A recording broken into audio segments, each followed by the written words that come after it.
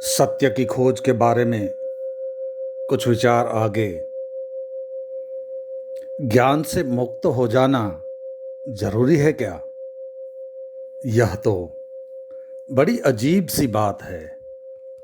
निश्चित ही ज्ञान से भी मुक्त हो जाना जरूरी है, परंतु हमें यह सोचना चाहिए कि किस ज्ञान से, जो केवल शब्दों, विचारों, सिद्धांतों और केवल किताबों से उपलब्ध होता है। उसमें कोई प्राण नहीं होते। वह एकदम ही निष्प्राण, थोथा, बासा, उधार या बारोड़ होता है। उसमें कोई प्राण नहीं होते। वह ज्ञान जीवन को कोई गति नहीं देता। वह वैसा ही होता है जैसे एक आदमी तैरने के संबंध में किताबें पढ़ ले, बहुत सारी किताबें पढ़ ले।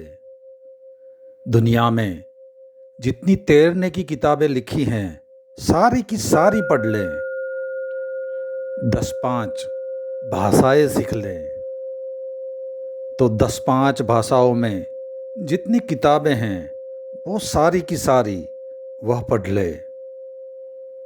50 साल जिंदगी के खत्म कर दे और तैरने के बाबत दुनिया का सबसे बड़ा विचारक वो हो जाए और भाषण उससे करवाना हो तो तैरने के बारे में या उस बाबत में वो घंटों तक भाषण कर सके।